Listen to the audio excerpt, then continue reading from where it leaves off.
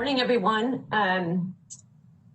Welcome to the February 24th second meeting of our ad hoc committee. I'm going to start by just having introductions. I'm Julie Eiselt, committee chair, and we have our other four committee members online. If you'd introduce yourselves. This is Malcolm Graham, Charlotte City Council District 2. Braxton Winston at large. Ed Driggs, District 7. Tarek Bakari, District 6. And do we have Tracy Dodson, our staff resource, online? Yes, ma'am, I'm here. And Tracy, okay. Thank you. Thank you all. So to jump right into this, as you recall, the mayor charged this ad hoc committee to develop a policy for arts and culture as an economic development strategy for Charlotte. So on February 8th, the committee met and we had discussions that showed that there is a strong desire on council to see that we frame arts and council and invest in arts and culture in a more equitable and inclusive and innovative manner. And in doing so, we show that we believe that there is potential to strengthen and grow the ecosystem of arts and culture for both the legacy and grassroots artists and organizations in our community, and do it in a way that really provides a greater draw for our visitor and hospitality industry. So following that meeting, we had conversations amongst council members, and we hammered out a draft proposal that I've shared with all of you, and that the purpose of this meeting today is just to go through it and talk about it, with the eventual goal of bringing it to the full council on March 1st for discussion, and then making a budget recommendation that reflects this discussion to the city manager. So in this proposal, we ask that the city manager, the mayor, and the council consider a budget recommendation for this fiscal year that we're working on now, fiscal year 22, that includes a framework for a long-term plan to maximize our city resources in a manner that develops stability in the arts and culture sector, incentivizes opportunities for sustainable growth for artists and arts and culture organizations, grows the industry ecosystem, and responds to the needs of the community. An increase in funding for the arts and culture sector that we're requesting would be $4 million in the 2022 budget, contingent upon also receiving private sector funding that either matches or exceeds this amount. And then with these combined funds, we would place that in a third-party administrative account that can only be used to fund existing arts and cultural organizations, recognizing that this has been a really difficult year for these organizations. And so we want to make sure that they are going to be made whole as well. For the 2022 city budget, as I said, funds will be allocated to the recipients of last year's ASC grant recipients at levels sufficient to ensure their support for 22, and in a manner that is equal to what they received in 2020, so pre-pandemic, with the understanding that there's a commitment to develop a comprehensive arts and culture plan in future years. The short-term plan must be developed to allocate remaining funds that is transparent, inclusive, and innovative by design. So looking beyond that immediate grant cycle, the manager would then establish an arts and culture commissioner who will be charged with overseeing a board of advisors appointed by public and private sector funders, and is reflective of the community of artists, patrons, corporate and individual donors, educators, artistic directors, industry, executive directors, and neighborhood leaders. And under the leadership of this commissioner, the advisory board will develop a comprehensive arts and culture plan to develop a grant-making process that aligns with the council's broader policy goals, which we haven't established the policy per se yet. And it focuses on funding innovative opportunities that will be open to all artists and art groups, as long as they can demonstrate how such funding will help strengthen the sector overall. It would develop an innovative approach to determine how public and private resources can have the most impact on achieving sustainable growth and innovation across the sector. And it would assess how city assets can be used more equitably and inclusively to encourage collaboration across the sector. And lastly, we build a long-term arts and culture plan that incentivizes organizations or sectors to develop new approaches to delivering relevant, equitable, and inclusive arts and culture to the entire community, while also drawing people to come visit Charlotte and enjoy the wide spectrum of arts and culture and entertainment that we provide. So with that, I'm going to go ahead and open it up for discussion and comments of committee members, and then we'll have to talk about what we would need from staff following that.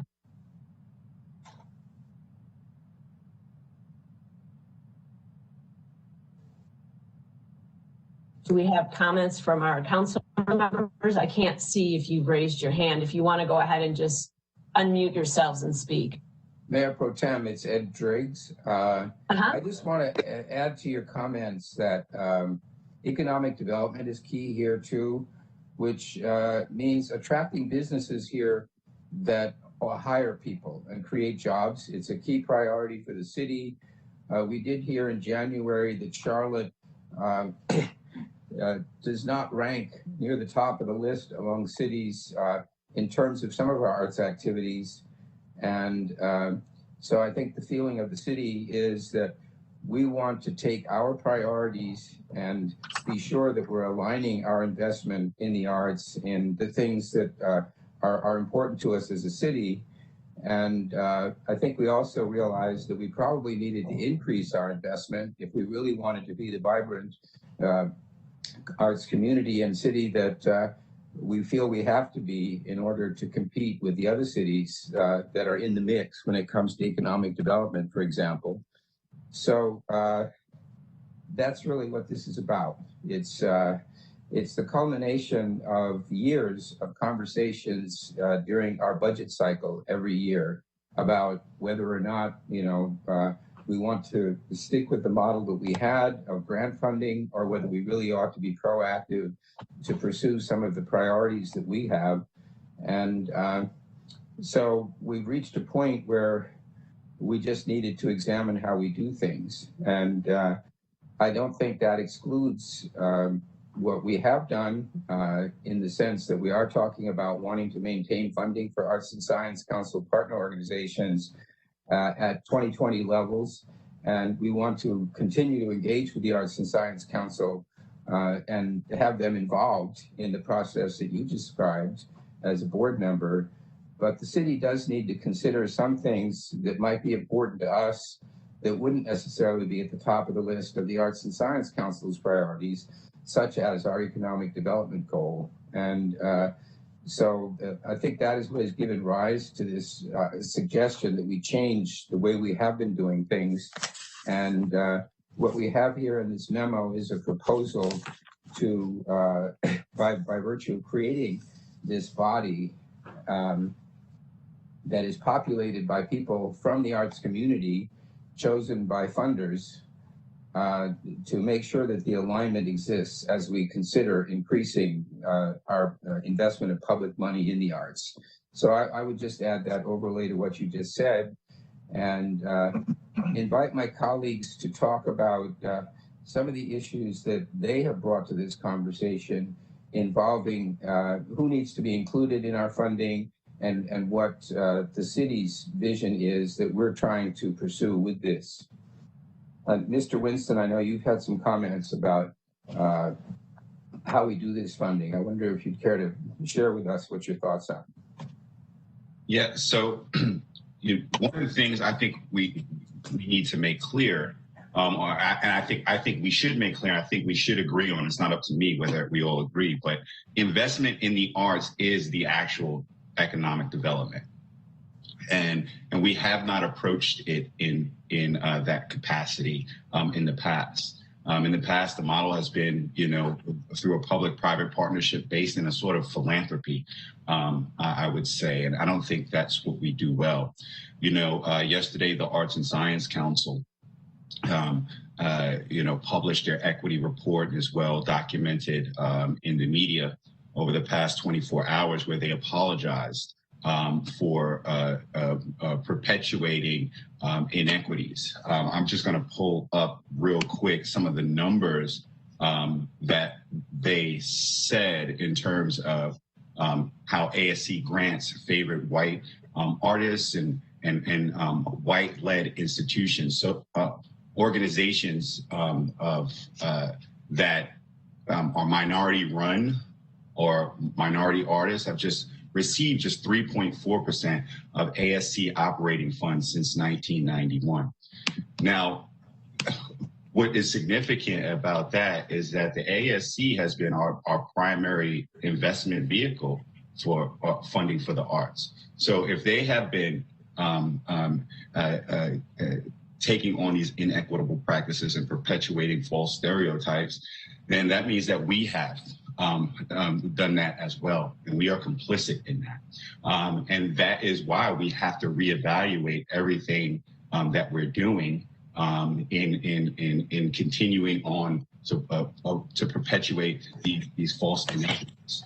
So what we do well is economic development. So I'd love to hear from Tracy what tools or what can we set up where we are going out and identifying sectors of an industry, which is entertainment, arts, and culture. And how do we go and grab market share from different parts of the country so we can actually drive the type of economic development and therefore revenues that come with that through our investments? Because that is something that we do well, setting up industries to thrive. So I hope that's what we end up coming out of here with the mid to long-term work of this ad hoc committee. But we're going to first, I think, have to agree that's the kind of approach that we want to take. And I'll just, for anyone watching, Ms. Dodson is our Assistant City Manager in charge of economic development and has really set up a great framework for the city overall for economic development. So that's a great point, Mr. Winston, is that this should fit into the model that has been developed by our ED team overall. So Ms. Dodson, if you have comments you wanted to make, please do. Thank you, Mayor Pro Tem and Councilmember Winston. What I would just say to that is, we have target industries that we look at, financial services being an example of it, healthcare being another example, and there's no reason why we can't treat this the same. We've recently seen, for example, and Councilmember Winston knows this, an uptick in conversations around movie studios in Charlotte, and a large part of that has to do with the talent that actually already lives here. So that's an example of capitalizing on some of what we have in this kind of sector that we should be thinking about. And so we would establish a framework and a strategy around arts, culture, entertainment, just as we have around other industries, and work with our team, but also some of our other ED partners, being the Alliance, the county, the state, to figure out what we can do to grow this sector and bring talent here and grow the talent that's here. Thank you. Mr. Graham, I see you talking maybe, but you're muted. Anymore. Thank you, Madam Mayor. Good morning, everybody. I just want to level set for a second. And one, I clearly understand the desire of the majority of council in terms of the direction that they want to go into. But I guess one is, as our partner, the Arts and Science Council, for years have been with us. And we talked about this, Mayor Pro Tem. What's the impact on the Arts and Science Council if we go in a different direction? And secondly, a lot of the work that we are contemplating doing, in some respect, has already been done, maybe dated in terms of developing the cultural arts plan, et cetera. So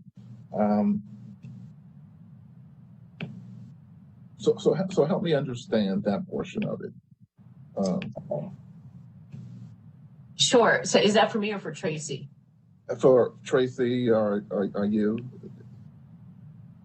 Well, I'll start by saying that the Arts and Council sector did their culture vision plan in 2014. And a lot of what they're doing speaks from the standpoint of philanthropy and providing residents with arts and culture. And they've done a fantastic job of broadening that, getting into neighborhoods with culture blocks. What we're talking about here is not at all saying that that's not what we're doing. We think that's really important. I think the Culture Blocks is a great program, as is their Culture Vision Plan. But we're taking it from an economic development lens and we're broadening it. And so some of the things that maybe somebody would consider philanthropy, we're considering business. And in doing so, we're providing more opportunity for more participants in the form of job creation, but we're also saying, what are other reasons to get Charlotte to come to Charlotte, to get people to come to Charlotte, either as tourists and visitors or to relocate here because of the things that we offer. So I think that's probably the biggest differentiation. And let me just, Mr. Winston, I see you. I'm just going to give out a couple numbers that we hadn't, but just so we can all understand what we're talking about. We currently provide $3.2 million in our budget as a line item for arts and culture to the ASC. That's for operating funds for organizations. And that's been at the same level for, Tracy might be able to correct me, but I think 15 years, more or less. And then aside from that, this is what we don't talk about a lot. Two things. We put we pay roughly $7.8 million in debt servicing every year for the facilities that we helped build and own on North Tryon. In addition to that, we put $2.9 million into our public arts program, which is managed by the Arts and Science Council. So our overall investment is not just $3.2 million. It's substantially more than that, but we don't ever talk about that. And so part of this discussion is saying, how do we get more from that investment that we make that frankly, we're not holding ourselves accountable for? Does that answer your question, Mr. Graham? You're muted, Malcolm. Yes. Thank you. Mr. Winston? Yeah, and just to carry on what Mayor Pro Tem was saying, that the difference is exactly that, is that how do we internally, from a city perspective, approach this, create a plan that approaches this from an economic development perspective. For instance, I'll give you a real-time example. The mayor and I have been working on this Delilah series in many different capacities. Charles Randolph Wright was executive producer. He came and visited us during our extended strategy session in October. And so that series will premiere on March 9th. We'll have a community-wide premiere event with OWN Network. And it's significant because this is the first series or movie where Charlotte is playing itself, like Charlotte is the character. And so that part of that is intentional. There have been lots of movies shot here, but they've been set in different places, Nashville, anywhere USA. But part of this is to show folks, hey, look at this place. It looks different than all the other cities that are on TV. Come and do production here. After the completion of this, the production in late January, yes, we had a TV show shot here, but we have a different product. We have a COVID compliant television production with very little infrastructure to support this industry. And this is important because Hollywood, the proverbial Hollywood, wherever arts and culture is getting made, whether it's LA, Atlanta, New York, Milan, anywhere, they're trying to figure out how to create this product that we already know about. So if we're in a sort of a sweet spot, if we approach this the way we approach other industries, there's a strong possibility that we are able to grab market share from different parts of the production world and generate the type of revenues and create the types of jobs that will sustain. We don't want that to just come and go away. We want that to always be here. On the flip side of that, I think there is a place for Arts and Science Council, right? They have predominantly worked in a different sector of the arts and culture than the anecdote that I just put out there. But, they might, we can't tell ASC how to run their organization. Right now, we're saying we have to do a better job of running our own organization and utilizing our resources. But if we do our work right, it is going to make sense, whether it's the ASC, individual artists, or anybody else in our community. It's going to make sense where they have the ability to plug into our plan. And, I foresee, all of these buildings, these museums, these institutions, they are important for driving people to our community, people from outside the county, people from outside our region. How I would challenge them to say, how can they do that? I mean, but that's obviously if as we go through our work, we make a plan, it'll make sense where our partners can partner. Mayor Pro Tem, could I just comment on the report that the ASC released? I think Sure. all of us in the last few years have gained a heightened sensitivity to issue of race relations in our country. There has been all kinds of impetus behind things like reviewing our police department. The city now is working on a comprehensive plan that has as a centerpiece equity. I wouldn't want to give the impression that we are considering our options because of the issues that are alluded to in the ASC report. I think they're working on this. We're working on this. So our main driver here really is that we recognized that for the purposes of economic development, in terms of what we're able to tell businesses that might want to locate here, for the purposes of tourism, and from a sort of community perspective, we have as a government that might be different, again, from a philanthropy, we needed to be more intentional. We needed to invest more, and we needed to be more intentional about ensuring that what we invest aligns with the city's specific priorities. So the ASC has been a good partner, and they have established relationships with quite a number of arts organizations. They also have many grants they award to individual artists and so on. So I'm very hopeful that we can avail ourselves as we consider our options of the abilities they have and the resources they have, and work something out that covers the entire spectrum of their priorities and ours. And in that vein, we would be looking, as you mentioned, Mayor Pro Tem, to ensure that in this current budget cycle, at least, we keep the funding levels they have for their partners at the pre-COVID levels. And they will be a participant. So again, in response to your question, Mr. Graham, we did identify a need, having frankly neglected this topic. I mean, I recall in 7 budget cycles that the question came up of the arts, and there was this kind of, let's just do what we did last year. So this is really a long overdue assessment by the city of how we kind of achieve our goals, and as opposed to just awarding the same amount of money every year to a partner organization. And I think that's where we're trying to go with this. Thank you. Thank you, Mr. Driggs.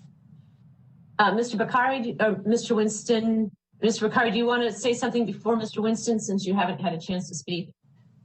Yeah. I think this is a good plan that we have put together. And it's the right approach. And it can be frustrating at times when you look at the history of how we've gotten here in the arts and culture sector in Charlotte to a lot of folks. And I think there's a lot of feelings and a lot of ways that can be relayed. And there's a theme of, it's the same old plan designed by the same old elite subset of folks. And I think that vibe is truly indeed the problem in a lot of ways. And it's resulted in a kicking of the can down the road in an issue. And that same elite thing cuts both ways, which is the answer to a great question that Councilmember Graham just raised of the ASC and how it relates. It's not up to us. Like, that's not our responsibility. And that is not our role to sit there and say, hey, they can or can't do this. I think they made a bold move of coming out and recognizing some of the things that have been a part of the flawed system that has made us be in this, stay in this consistent kicking the can down the road. And I think Councilman Winston was spot on when he said we're complicit in that. We're not here and responsible to try to say the future of the ASC should be this or that. That's much bigger than us. We're not here to say this is what arts and culture should be for Charlotte and what the strategy should be. That's bigger than us. We are very simply stewards of City of Charlotte dollars. And by the numbers you just said, Mayor Pro Tem, over the last 15 or so years, we have put directly only over $50 million into this system in this way. And that is, I mean, if you want to know the frustration, my wife snapped this picture when she was cleaning out one of my hoarder rooms in the house, and it was a Charlotte Observer article from 2009, September 16th, 2009. And to me, this sums up everything. Headline, top front page, 2 big gifts, Rescue Symphony. And the subtitle says, $1 million each from McCall's and Spangler's save the orchestra season, but long-term work remains. No one ever got around to that long-term work as it relates to fixing the ultimate plan. And that is not our job, nor that is arrogant for us to think it is. However, we need to be shepherds of our own dollars. And this plan brings us more towards the economic development aspects that we've said inside the wheelhouse of what we need to do. And we need to hand this to the manager. Again, I think there's a nuance to something you said earlier. This group was tasked, this committee right here was tasked with coming up with a recommendation that the manager can look at as he owns the budget right now. He can say, okay, this makes sense because we're asking him to do some things in here too. And then he can come back and present to the entire council his recommendation, and we can debate the merits here. I think putting a step in between there where we go to full council and we debate this before he gets a chance, that's too much of a micromanagement in a situation where he needs the ability to take this recommendation, knowing it came from 5 of us, and understand what tweaks might need to be made, make the case, and then hand us the budget back, and we do it. And then we, in parallel, need to do the hard work, maybe not in this subcommittee, but somewhere else, of saying, what is our internal policy? Mr. Winston said this earlier. What is our goal, the outcomes we want to achieve, and the ROI we want from the dollars that we are stewards of, that we put in here? And that includes topics of inclusion, diversity, equity, and most importantly here, the thing that doesn't cause this Groundhog Day of observer headlines every 5 and 10 years, which is planned to be created, sustainability, so that we know it can thrive in the future. So to me, that's why this is a good plan. And I think it is arrogant and elitist of us to think we need to solve for everything. We just need to be good stewards of our dollars and make sure we're getting that correct setup for all those outcomes I just said. Yeah, I agree with that. I'm sorry. I agree with that to a certain extent. Conceptually, what we're trying to do, I get it. Entertainment, arts, culture, science, moving away from just being focused on uptown, that we got stages all throughout this community in Noda and University City and South End, and arts ought to be grassroots. And so I think the direction in terms of how we laid it out in the recommendation makes a lot of sense. I just don't want to lose sight of some work that we've already done. And if we're going to change cars, that we are certainly going in a different direction, right? And that's what Councilmember Bakari has said, that, okay, let's go in a different direction. And let's get more players, new players around the table that will take us there, right?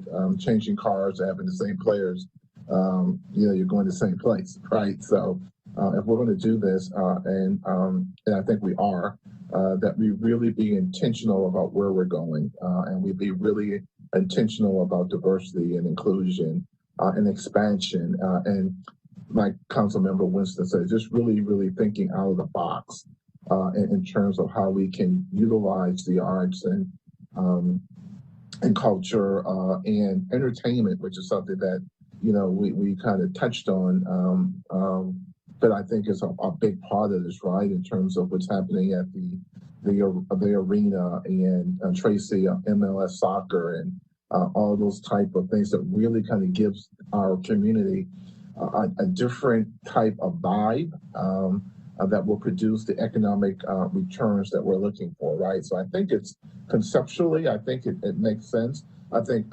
Councilmember Bakari said it right, that, I think what we pass along to the manager and allow the manager to kind of read what we've recommended, and then return something back to us within the framework of the budget makes a lot of sense. And then that we can discuss that via the framework of the budget in terms of how we go. And hopefully as we move forward, I mean, it's just more, from my perspective, there's so more to this other than the economic development. There's also our public arts programs, all the other stuff that's there that's not directed to what we're trying to do, but kind of links as well. And so all the stuff we got to really kind of think through as well. And again, let's just not lose work that's already been done. But I understand where we're going. I support it. I just want to make sure that we're very, very transparent about what we're doing, why we're doing it, and the goals and objectives that we're trying to achieve. Thank you. And not just to that point, Mr. Graham, I'll just mention that we've gone through processes in the past 4 or so years that through the same lens, right, of saying, how are we holding ourselves accountable for being more inclusive and equitable? We did it with the housing framework to develop prior to saying, or I guess a concurrent was saying we wanted to raise our housing bond from $15 million to $50 million. We understood that there was a responsibility that went with that to develop a housing framework that said, how are we going to measure that? And how do we know that what we're doing is actually going to make a difference? We did that. We've just gone through that. It's not finished, but we're going through that work on policing. We just passed a policy on our capital investments for the same reason, to say we need to know that what we're spending money on, we're getting something back that aligns with council priorities and goals. So this really follows that and acknowledges that we've just really haven't paid much attention to it in a long time, but it does have a lot to do with our conversations on diversity, inclusion, and providing more opportunity to more people. Mayor Pro Tem, I would mention too that on the housing front, the further analogy is that we stepped up our funding and we engaged with the private sector to have matching funds. And then we created an entity for the administration of this much greater investment by us and our partners. And as we move forward, given our requirement that we have private sector engagement, we need to be mindful of the terms on which they will participate in the partnership we're proposing. So that's an issue too. But I would suggest at this point, I think there's a broad consensus among us here on the committee about this plan. So I agree with the idea that we submit this plan to the manager for his consideration in the current budget. We should, however, also circulate a copy of it to all of our colleagues for awareness. They should know, and they should understand that there will be a full council conversation about these issues and the further implementation of this plan, because I don't think we can implement everything that's in this plan as an ad hoc committee. At some time, I do think there needs to be a full council conversation. But right now, for the purposes of the budget, I hope that we can move it out of this committee to the manager for his incorporation into the current year plan. So from what I understand from Ms. Dodson and from the manager is that the first step would be we do a committee report out on March 1st, and then it would be included in the budget recommendation, the budget workshop on March 3rd or 4th. I can't remember what day it is, but so that's just the process for it. Yeah. Mr. Winston, you had your hand up. Oh, yes, thank you. I like the way the conversation is happening. I would just beg us to remember again that art and culture, it is the economic development. So when you're talking about public art and things like that, the artists that make that, those are small businesses in their own sense. Those things are putting roofs over people's heads, right, and putting food on people's tables. So that's why, as we change our approach, we're not necessarily trying to change what is showing up in our community, but we want to make it more sustainable and help our communities thrive, which is why I think I would love staff to just kind of, as they're thinking about, when we do turn this over to the manager and staff, how can we integrate this into the local economic development in our corridors, in our communities, looking at some of the other kind of horizontal policies that we've been implementing through planning and economic development, transportation, one and the other, looking at like Malcolm and Mr. Graham has said, some of the things that we do already, the placemaking work that we do. How do we do that so that these jobs, these small businesses, and this work is happening in the community. So it is not just happening in the uptown area. So it is happening in all of our corridors of development and is reaching the places that it hasn't done before. And I think that's why I think we're all on the same page here. If we implement it into our policy and ingrain it into our policy, we will get different results, like Mr. Bakari is asking us to do. Motion to send this draft that we have all created together to the manager and staff, copying all of our colleagues for awareness, and hand it off to him. Second. Okay, all in favor, I'll ask Mr. Winston, Yes. Mr. Bakari, Yes. Mr. Driggs, Yes. Mr. Graham. Yes. Move to Okay, close. thank you. And I'll just say, and again, this is a high-level framework. No decisions, we're not making any decisions about who's getting what money right now. We pass this on to the manager. So, and we will report out to our colleagues on March 1st. Okay, with that, the meeting is adjourned. Good work. Thanks, everybody. Thank you.